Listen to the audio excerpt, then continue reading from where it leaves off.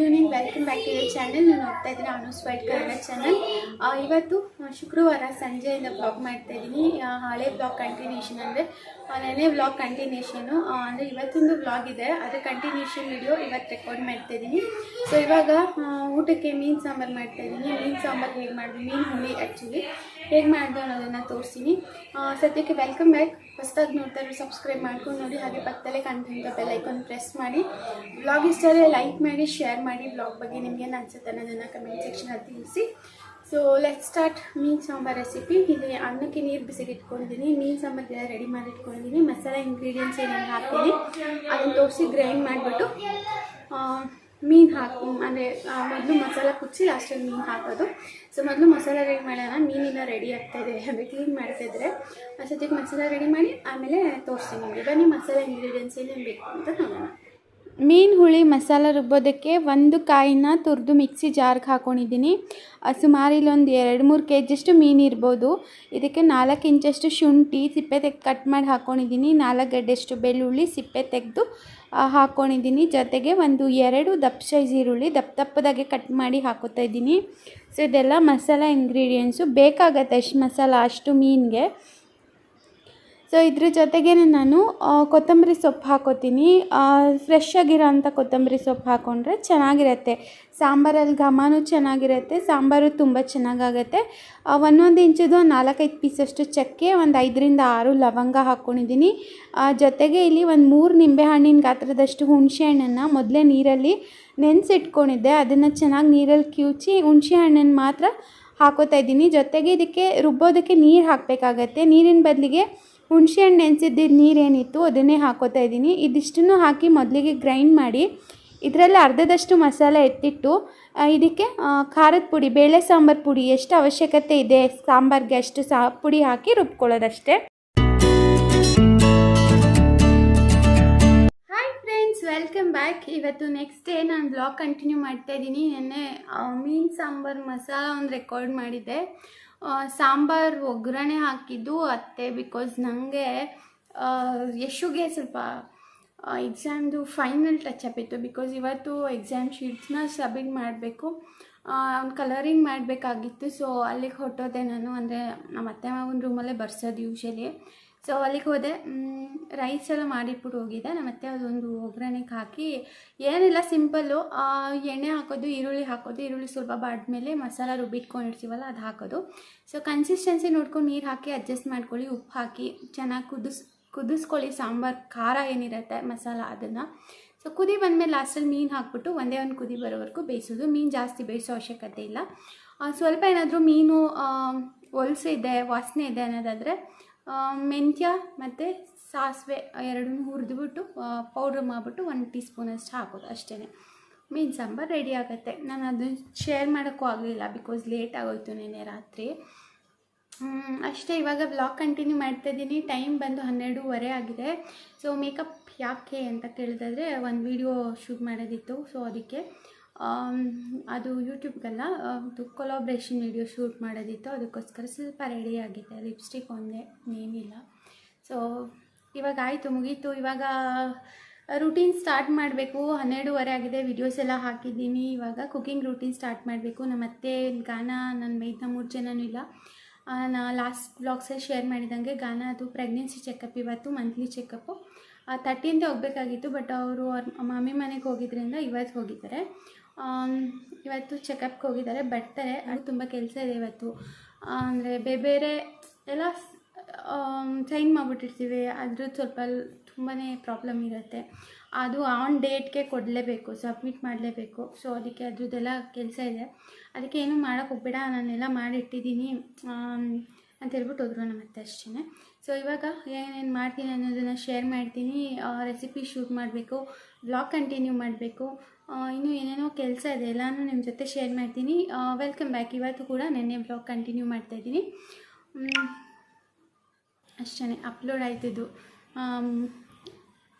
ಫೇಸ್ಬುಕ್ಕಲ್ಲಿ ನಾನು ಅಪ್ಲೋಡ್ ಮಾಡೋಕ್ಕೆ ಇಟ್ಟಿದ್ದೆ. ಸೊ ಜಸ್ಟ್ ಅಪ್ಲೋಡ್ ಆಯಿತು, ಅದಕ್ಕೆ ಸೌಂಡ್ ಬಂತು ಕ್ಲಿಕ್ ಅಂತ.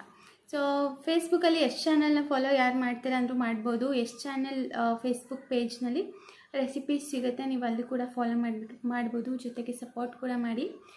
ಇಷ್ಟು ಚಾನಲ್ ಇನ್ನೂ 10K ಫಾಲೋವರ್ಸ್ ಆಗೋಕ್ಕೆ ಹತ್ತತ್ರ ಇದೆ. ಸಪೋರ್ಟ್ ಮಾಡಿ ಫೇಸ್ಬುಕ್ಕಲ್ಲಿ. ಸೊ ಇಷ್ಟೇ, ಬನ್ನಿ ಹಾಗೆ ಬ್ಲಾಗ್ ಕಂಟಿನ್ಯೂ ಮಾಡ್ತಾ ಹೋಗೋಣ. Friends, welcome back. ಇವಾಗ ಟೈಮ್ ಆಗಿದೆ ಆಲ್ಮೋಸ್ಟ್ 5 ಗಂಟೆ ಆಗ್ತಾ ಬಂತು. ಸೊ ನಾನು ಇಲ್ಲಿ ಮದ್ದೂರು ವಡೆ ಮಾಡ್ತಾಯಿದ್ದೀನಿ. ಸ್ವಲ್ಪ ಲೇಟ್ ಆಯಿತು. ಮಧ್ಯಾಹ್ನ ಬ್ಲಾಗ್ ಕಂಟಿನ್ಯೂ ಮಾಡೋಕ್ಕಾಗಲಿಲ್ಲ. ಯಾಕೆ ಅಂದರೆ ನಮ್ಮ ಅತ್ತೆಯವರು ಇನ್ನೂ ಬಂದಿಲ್ಲ. ನನ್ನ ಮೈದನಿಗೆ ನೆನ್ನೆಯಿಂದ ಹುಷಾರಿರಲಿಲ್ಲ. ಸೊ ಅವನಿಗೂ ಕೂಡ ಡ್ರಿಪ್ಸ್ ಹಾಕಿದ್ದಾರಂತೆ. ಸ್ವಲ್ಪ ಸುತ್ತು ಥರ ಆಗ್ಬಿಟ್ಟಿತ್ತು ಅವನಿಗೆ. So drips ಹಾಕಿದ್ದಾರಂತೆ. ಸೊ ಅವರು ಇಬ್ಬರೂ ಅಲ್ಲೇ ಇದ್ದಾರೆ, ಇನ್ನೂ ಬಂದಿಲ್ಲ. ಸೊ ನಾನು ಮಧ್ಯಾಹ್ನದಿಂದ ಕೆಳಗಡೆನೇ ಇದ್ದೆ. ಬಿಕಾಸ್ ಪಾತ್ರೆ, ಬಟ್ಟೆ, ಟೀ ಇದೆಲ್ಲ ಇರುತ್ತಲ್ವ, ಅದಕ್ಕೆ. ಸೊ ಇವಾಗ ಬಂದಿದ್ದೀನಿ. ಅಲ್ಲೆಲ್ಲ ಕೆಲಸ ಮುಗಿಸ್ಬಿಟ್ಟು ಅಡುಗೆ ಒಂದು ಮಾಡಬೇಕು. ಅಡುಗೆ 5 ಗಂಟೆಗೆ ಸ್ಟಾರ್ಟ್ ಮಾಡೋಣ ಅಂತ ಹೇಳಿ ಇಲ್ಲಿ ರೆಸಿಪಿ ರೆಕಾರ್ಡ್ ಮಾಡೋಣ ಅಂತ ಬಂದೆ. ಮದ್ದೂರು ವಡೆ ಮಾಡ್ತಾಯಿದ್ದೀನಿ. ಸೊ ನೋಡಿ, ಗರ್ಗರಿಯಾದ ಮದ್ದೂರು ವಡೆ ತುಂಬಾ ಸಾಫ್ಟಾಗಿ ಕ್ರಿಸ್ಪಿಯಾಗಿ ಆಗಿದೆ. ಮಾಡ್ತಾಯಿದ್ದೀನಿ, ತೋರಿಸ್ತೀನಿ ಒಂದು ಸಣ್ಣ ಜೊತೆ.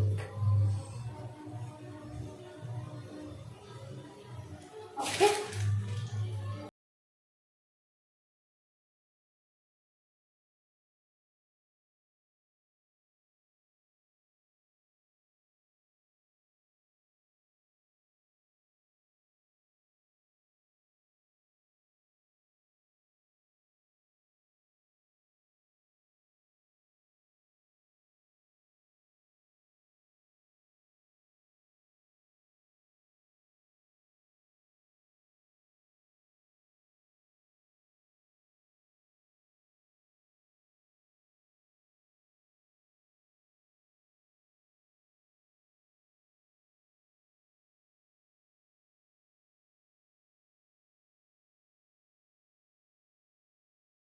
ಕೆಳಗಡೆ ಹೋಗ್ಬೋದು, ಮತ್ತೆ ಶೇರ್ ಮಾಡ್ತೀನಿ. ಓಕೆನಾ, ಬಾಯ್ ಫ್ರೆಂಡ್ಸ್. ಇವಾಗ ಪಾಯಸ ಕೂಡ ರೆಡಿ ಆಯಿತು. ಅದಕ್ಕೆ ದ್ರಾಕ್ಷಿ ಗೋಡಂಬಿ ಹುಡ್ಬಿಟ್ಟು ಹಾಕಿದ್ರೆ ಮುಗೀತು ಪಾಯಸ. ನಾನು ಸ್ವೆಟ್ ಆಗಿಬಿಟ್ಟಿದ್ದೀನಿ ಫುಲ್ಲು. ಅಡುಗೆ ಮನೇಲಿ ಒಲೆ ಮುಂದೆ ನಿಂತ್ಕೊಳ್ಳೋಕೆ ಶೆಕೆ ಜಾಸ್ತಿ.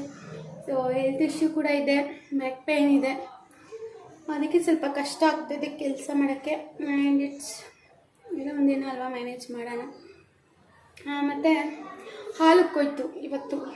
ಪಾಯಸಕ್ಕೆ ಹಾಲು ಇದು ಮಾಡ್ತಾಯಿದ್ದೆ. ಹಾಲು ಉಕ್ಕೋಯ್ತು ನೋಡಿ, ಎಲ್ಲ ಫುಲ್ಲು ಉಕ್ಕೋಗ್ಬಿಟ್ಟಿದೆ. ಅದೆಲ್ಲ ಕ್ಲೀನ್ ಮಾಡಬೇಕು, ಆಮೇಲೆ ನೋಡ್ಕೊಳ್ಳೋಣ.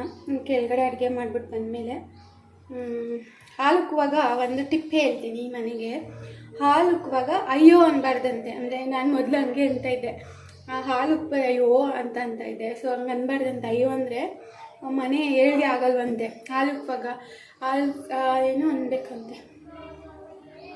ಹಾಲು ಹೆಚ್ಲಿ, ಅದೇನೋ ಹೆಚ್ಲಿ ಅಂತ ಹೇಳಬೇಕು ಅಂತ ನಮ್ಮ ಮಾವ ಹೇಳ್ಕೊಟ್ಟಿದ್ರು. ನಾನು ಅನ್ನಲಿಲ್ಲ, ನಾನು ಆಚೆ ಕೂತಿದ್ದೆ ಹಾಲಲ್ಲಿ, ಅದು ಉಕ್ಕೋಯ್ತು. ಹಾಲು ಉಕ್ಕಲಿ, ಹಾಲು ಹೆಚ್ಲಿ, ಹಿಂಡು ಹೆಚ್ಲಿ.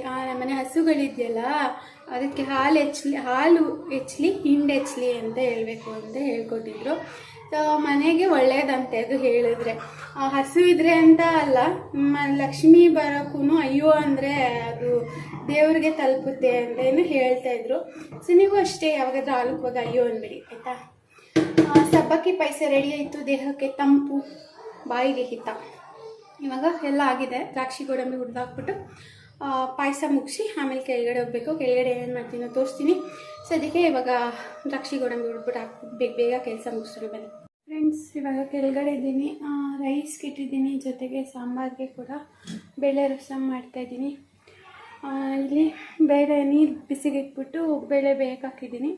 ಸೊ ನೆಕ್ಸ್ಟ್ ಇಂಗ್ರೀಡಿಯೆಂಟ್ಸ್ ಏನೇನು ಆ್ಯಡ್ ಮಾಡ್ತೀನಿ ಅನ್ನೋದು ಶೇರ್ ಮಾಡಿದ್ದೀನಿ. ಬೇಳೆ ರಸಮ್ ಮೇ ಬಿ ಶೇರ್ ಮಾಡಿರ್ಬೋದು, ಬಟ್ ಸ್ಟಿಲ್ ಹೊಸಬ್ರಿಗೆ ರೆಸಿಪಿ ಸಿಕ್ತಂಗೆ ಆಗುತ್ತೆ. ಬೇಳೆ ರಸಮ್ ಯಾವ ಥರ ನಾನು ಮಾಡ್ತೀನಿ ಆ ರೆಸಿಪಿ ಶೇರ್ ಮಾಡ್ತಾಯಿದ್ದೀನಿ. ಸೊ ಬನ್ನಿ, 2 ಒಟ್ಟೊಟ್ಟಿಗೆ ಆಗಲಿ ಅಂತ 2 ಕಡೆ ಇಟ್ಟಿದ್ದೀನಿ.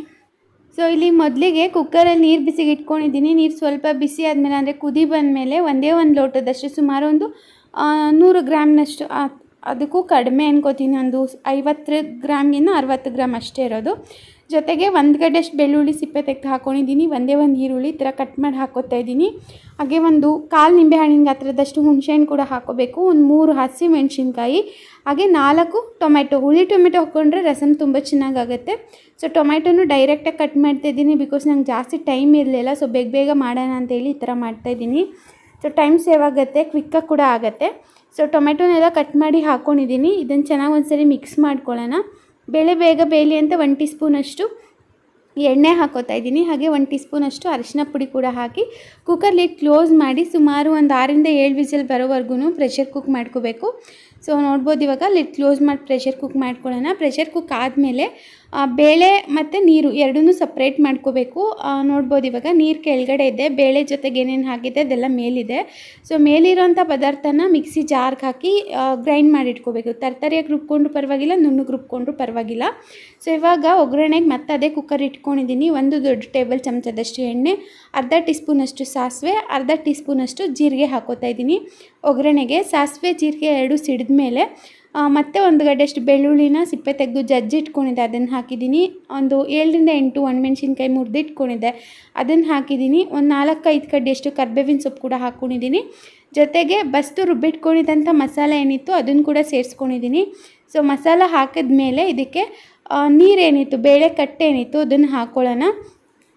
ರಸಮ್ ಯೂಶಲಿ ಸ್ವಲ್ಪ ತೆಳುವಾಗೇ ಇರುತ್ತೆ, ಸೊ ಆದಷ್ಟು ನೋಡಿಕೊಂಡು ನೀರನ್ನು ಅಡ್ಜಸ್ಟ್ ಮಾಡ್ಕೊಳ್ಳಿ. ಸೊ ನೋಡಿ ಬಸ್ತಿದಂಥ ನೀರನ್ನು ಕಂಪ್ಲೀಟಾಗಿ ಹಾಕ್ಕೊಂಡಿದ್ದೀನಿ.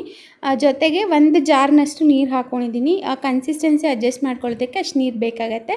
ಆದಷ್ಟು ತೆಳುವಾಗಿದ್ರೇ ಚೆನ್ನಾಗಿರುತ್ತೆ. ಇದಕ್ಕೆ ಅನ್ನ ಸ್ವಲ್ಪ ಸಾಫ್ಟಾಗಿ ಅಂದರೆ ಮೆತ್ತಗೆ ಮಾಡ್ಕೋಬೇಕು, ತೀರಾ ಅಗ್ಲಾಗ್ಲಾಗಿ ಮಾಡ್ಕೋಬಾರ್ದು. ಮೆತ್ತಗೆ ಮಾಡ್ಕೊಂಡ್ರೇ ಚೆನ್ನಾಗಾಗತ್ತೆ. ರುಚಿಗೆ ತಕ್ಕಷ್ಟು ಉಪ್ಪು ಹಾಕ್ಕೊಂಡಿದ್ದೀನಿ. ಇನ್ನೂ ಎಕ್ಸ್ಟ್ರಾ ಬೇಕು ಅಂದರೆ ಸ್ವಲ್ಪ ಬೆಲ್ಲ ಆ್ಯಡ್ ಮಾಡ್ಕೊಳ್ಳಿ. ಜೊತೆಗೆ ಒಗ್ಗರಣೆಗೆ ಹಿಂಗೆ ಕೂಡ ಆ್ಯಡ್ ಮಾಡಿಕೊಂಡ್ರೆ ಚೆನ್ನಾಗಿರುತ್ತೆ. ನಾನಿಲ್ಲಿ ರಸಮ್ ಪೌಡರ್ ಯೂಸ್ ಮಾಡ್ತಾಯಿದ್ದೀನಿ. MTRದು ಒಂದು 2 ಟೇಬಲ್ ಚಮಚದಷ್ಟು ರಸಮ್ ಪೌಡರಲ್ಲೇ ಹಿಂಗೆ ಇರುತ್ತೆ, ಅದಕ್ಕೆ ನಾನು ಒಗ್ಗರಣೆಗೆ ಹಾಕಿಲ್ಲ. ನೀವು ಆದಷ್ಟು ರಸಮ್ ಪೌಡರ್ ಏನಾದರೂ ಯೂಸ್ ಮಾಡ್ತಾಯಿಲ್ಲ ಅಂದರೆ ಒಗ್ಗರಣೆಗೆ ಹಿಂಗೆ ಹಾಕ್ಕೊಳ್ಳಿ. ಇದನ್ನು ಮಿಕ್ಸ್ ಮಾಡಿದ್ಮೇಲೆ ಉಪ್ಪು ಸ್ವಲ್ಪ ಕಡಿಮೆ ಅನಿಸ್ತು, ಸೊ ಅದಕ್ಕೆ ಇನ್ನೂ ಸ್ವಲ್ಪ ಉಪ್ಪು ಹಾಕಿ ಮಿಕ್ಸ್ ಮಾಡಿ ಇದನ್ನು ಸುಮಾರು ಒಂದು 1/4 ಗಂಟೆ ಕುದಿಸ್ತೀನಿ. ಎಷ್ಟು ಚೆನ್ನಾಗಿ ಕುದಿಸ್ತೀವೋ ರಸಮ್ ಅಷ್ಟೇ ಚೆನ್ನಾಗಾಗತ್ತೆ ಅಂತ ಹೇಳ್ಬೋದು. ಕ್ವಿಕ್ಕಾಗಿ ಮಾಡ್ಕೋಬೋದು, ಟ್ರೈ ಮಾಡಿ ನೋಡಿ ಟೈಮ್ ಇಲ್ಲ ಅಂದಾಗ. Friends welcome back. ಇವಾಗ ಟೈಮ್ ಆಗಿದೆ ಆಲ್ಮೋಸ್ಟ್ ಒಂದು 8:30 ಆಗಿರ್ಬೋದು. ನಾನು ಕಾನ್ಸೆಪ್ಟ್ ಬರೀತಾ ಇದ್ದೆ ಕೊಲಾಬ್ರೇಷನ್ ವೀಡಿಯೋಸ್ ಹಾಗೆ ಸಿಗೋಲ್ಲ, ಅಂದರೆ ಸುಮ್ಮನೆ ನೀವು ವ್ಲಾಗ್ ಮಾಡ್ತೀರಾ ಅಂತ ಕೊಡೋಲ್ಲ. ಅದಕ್ಕೂ ಕಾನ್ಸೆಪ್ಟ್ ಬರೆದು ಅವ್ರಿಗೆ ಓಕೆ ಆದರೆ ಮಾತ್ರ ಕೊಡ್ತಾರೆ. ಸೊ ನಾನು ಕಾನ್ಸೆಪ್ಟ್ ಬರೀತಾ ಇದ್ದೆ, ಆಲ್ಮೋಸ್ಟ್ ಒಂದಷ್ಟು ಬರೆದಿದ್ದೀನಿ. ನೋಡೋಣ ಅದೇನಾಗುತ್ತೆ ಅಂತ. ಅದು ವಿಡಿಯೋ ಮಾಡಿ ಅಪ್ರೂವ್ ಕಳಿಸ್ಬೇಕು. ಅಪ್ರೂವ್ ಆದರೆ, ಇಲ್ಲಾಂದರೆ ಪುನಃ ಮತ್ತೆ ಮಾಡಬೇಕು. ಅಷ್ಟೊಂದು ರಿಸ್ಕು ಕೊಲಾಬ್ರೇಷನ್ ವೀಡಿಯೋಸು. ಸೊ ಯಾವುದೂ ಹಂಗೆ ಸಿಗೋಲ್ಲ ಅಲ್ವಾ, ಎಲ್ಲನೂ ರಿಸ್ಕ್ ತೊಗೊಂಡ್ರೇ ಸಿಗೋದು. ಇವಾಗ ಒಬ್ಬರು ಕಮೆಂಟ್ ಮಾಡಿರೋಕ್ಕ ಇವತ್ತು ಸಾಟರ್ಡೇ, ಫ್ರೈಡೇ ಅಲ್ಲ ಶನಿವಾರ ಅಂತ. ಇವಾಗ ಶನಿವಾರ ಗೊತ್ತು, ನಿನ್ನೆ ವ್ಲಾಗ್ನೇ ಇವತ್ತು ಹಾಕಿರ್ತೀನಿ. ಸೊ ಇವತ್ತಿನ ವ್ಲಾಗ್ನೇ ಇವತ್ತೇ ಹಾಕೋಕ್ಕೆ ಕಂಟೆಂಟ್ ಅಷ್ಟಿರಲ್ಲ. ಸೊ ಅದಕ್ಕೆ ನಿನ್ನೆ ವ್ಲಾಗ್ನ ನಾಳೆ, ಅಂದರೆ ಇವತ್ತಿನ ವ್ಲಾಗ್ನ ನಾಳೆ ಶೇರ್ ಮಾಡೋದು ಆ ಥರ.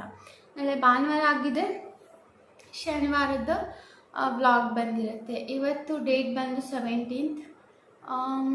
17th ಅಂದರೆ ನನಗೆ ಏನೇನೋ ನೆನಪಾಗುತ್ತೆ. ಒಂದು 17 ನನ್ನ ಬರ್ಡೇ, ಅದೊಂದು ಮೆಮೊರಿ ಯಾವಾಗಲೂ ಇದ್ದೇ ಇರುತ್ತೆ. ಜೊತೆಗೆ 17th ಅಂದರೆ ಒಂದು ಫ್ಲ್ಯಾಶ್ ಬ್ಯಾಕ್ ಹೋಗುತ್ತೆ, ಅದೊಂಥರ ಬ್ಯಾಡ್ ಮೆಮೊರಿ ನನ್ನ ಲೈಫಲ್ಲಿ.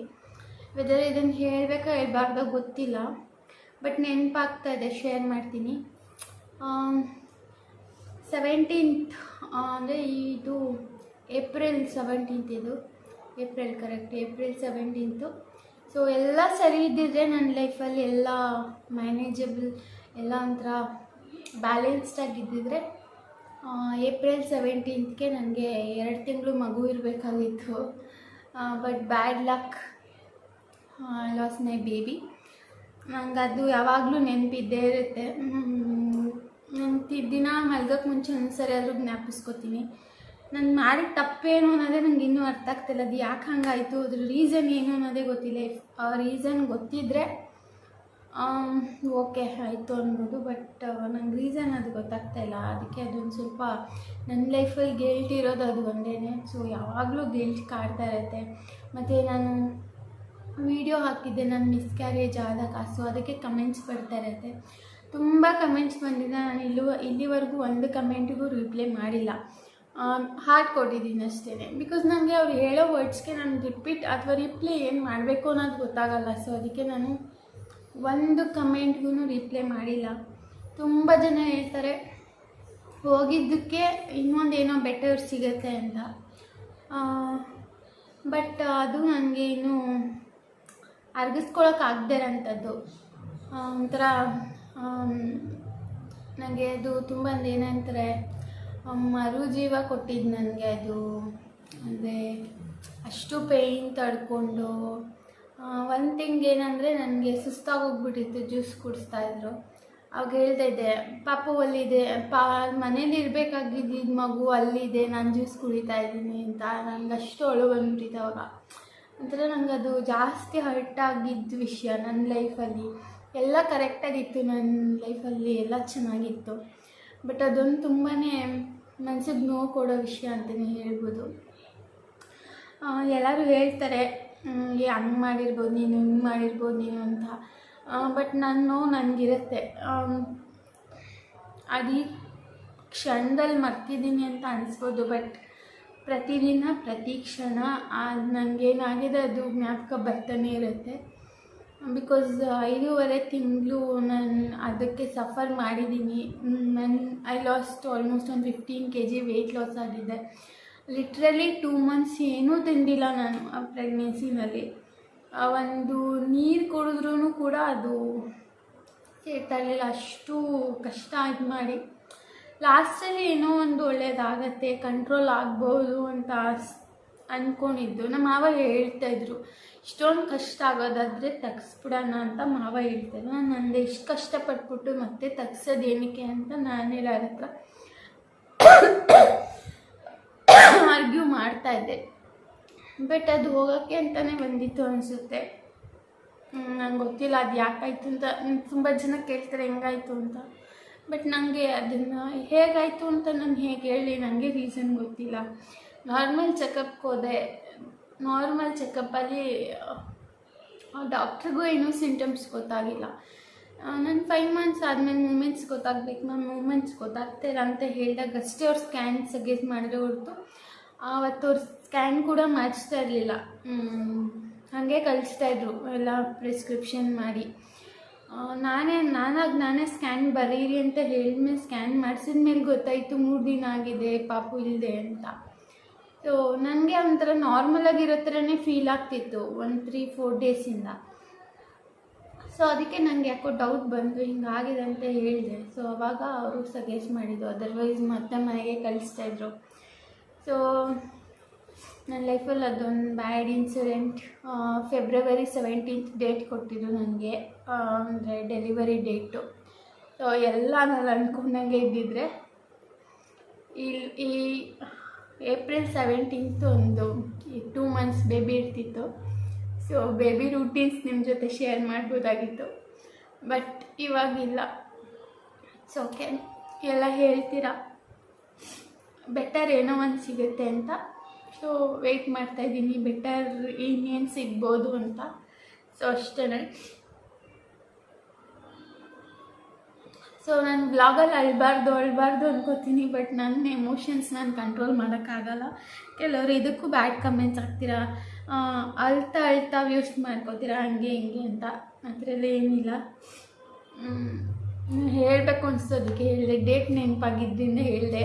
ನಾನು ತುಂಬ ಸರಿ ಇದನ್ನು ಜ್ಞಾಪಿಸ್ಕೋತಾ ಇರ್ತೀನಿ, ಬಟ್ ವ್ಲಾಗಲ್ಲಿ ನಾನು ಯಾವಾಗೂ ಶೇರ್ ಮಾಡಿಲ್ಲ. ಬಟ್ ಇವತ್ತು ಡೇಟ್ ನೆನಪಾಗಿದ್ದರಿಂದ ಹೇಳಿದೆ ಅಷ್ಟೇ. ಸಾರಿ ಇಫ್ ಯಾರಿಗಾದ್ರೂ ನೋಡೋಕ್ಕೆ ಬೇಜಾರಾದರೆ. ವ್ಲಾಗಲ್ಲಿ ನನ್ನ ಎಮೋಷನ್ಸ್ ಏನಿರುತ್ತೆ ಅದನ್ನು ನಾನು ಶೇರ್ ಮಾಡಲೇಬೇಕು ಅಷ್ಟೇ. ಆ್ಯಂಡ್ ನನ್ನ ಆ ವಿಡಿಯೋಗೆ ತುಂಬ ಜನ ಕಮೆಂಟ್ ಮಾಡಿದರೆ ನಮಗೂ ಹಿಂಗೆ ಆಗಿದೆ ಅಂತ. ಆ್ಯಂಡ್ ಆ ವಿಡಿಯೋಲಿ ನಾನು ಒಂದು ವರ್ಡ್ ಯೂಸ್ ಮಾಡಿದ್ದೆ, ನನಗೆ ಯಾಕೆ ಅಂತ. ಅದನ್ನು ತುಂಬ ಜನ ನೆಗೆಟಿವ್ ಆಗಿ ತೊಗೊಂಡ್ರೆ. ನನಗೆ ಯಾಕೆ ಅಂತ ನಾನು ಯಾಕೆ ಹೇಳಿದೆ ಅಂದರೆ, ನಾನು ಆ ಟೈಮಲ್ಲಿ ಹಾಸ್ಪಿಟಲ್ಗೆ ಹೋದಾಗ 3-4 ಜನ ಮಗುನ ತೆಗ್ಸೋಕ್ಕೆ ಅಂತಲೇ ಬಂದಿದ್ದರು. ಅಂದರೆ ಇವಾಗ ಆಲ್ರೆಡಿ ಬೇಬಿ ಇದೆ, ಬೇಬಿ 2 years ಇದೆ, ಈಗಲೇ ಬೇಡ, ಮಕ್ಕಳೇ ಬೇಡ ಅಂತ ತೆಗ್ಸೋಕ್ಕೆ ಬಂದಿದ್ರು. ಅಂಥವ್ರಿಗೆ ಯಾರಿಗಾದ್ರೂ ಆಗಬಾರ್ದಿತ್ತ ಅನ್ನೋದೊಂದೇ ಉದ್ದೇಶ ಅಷ್ಟೇ ಹೊರತು ಮಕ್ಕಳನ್ನ ಎಕ್ಸ್ಪೆಕ್ಟ್ ಮಾಡೋರಿಗೆ ಆಗಬಾರ್ದಿತ್ತ ಅನ್ನೋದೇನು ನಾನು ಹೇಳಿಲ್ಲ. ಬೇಡ, ಯಾವ ಹೆಣ್ಣಿಗೂ ಆಗೋದು ಬೇಡ ಅಂತಲೇ ಕೇಳ್ಕೊತೀನಿ. ಸಫರ್ ಮಾಡ್ತಾರೆ, ನಾನು ಎಷ್ಟು ಮಾಡ್ತಿದ್ದೀನಿ ಅದು ಯಾರಿಗೂ ಬೇಡ ಅಂತಲೇ ಹೇಳ್ತೀನಿ. ಬಿಕಾಸ್ ನಾನು ತುಂಬಾ ಸಫರ್ ಮಾಡಿದ್ದೀನಿ. ಪ್ರತಿದಿನ ರಾತ್ರಿ ಮಲಗದೇ ಇರೋ ಅಂದರೆ ನೆನಪಿಸ್ಕೊಂಡು ಮಲಗದೇ ಇರೋ ದಿನಾನೇ ಇಲ್ಲ. ಮನೇಲಿ ಇರಬೇಕಾಗಿರೋ ಮಗು ಯಾವುದೋ ಡಸ್ಟ್ಬಿನ್ ಯಾವುದೋ ಎಲ್ಲೋ ಸೇರಿಸು ಅನ್ನೋದು ಅದೊಂದು ನನಗೆ ಕೊರಗಿದೆ. ಅದೇ ನಾನು ಯಾವತ್ತೂ ಮರೆಯಲ್ಲ.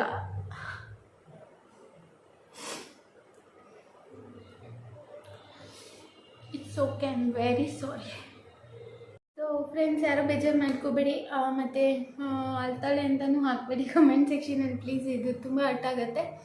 ಇವತ್ತು ಬೊಟ್ಟಿಟ್ಟಿಲ್ಲ ಬಿಕಾಸ್ ನಾನು ನಾರ್ಮಲ್ ಸ್ಟಿಕ್ ಮಾಡೋ ಬೊಟ್ಟಿಟ್ಟಿದ್ದೆ. ಐಲೈನರ್ ಇಟ್ಕೊಂಡ್ರೆ ಏನಾಗಲ್ಲ, ಬೊಟ್ಟಿಟ್ರೆ ಸೆಕೆಗೆಲ್ಲ ಬಿದ್ದೋಗ್ಬಿಡುತ್ತೆ. ಸೊ ಹಂಗೆ ಆಗಿರೋದು ಇದೂ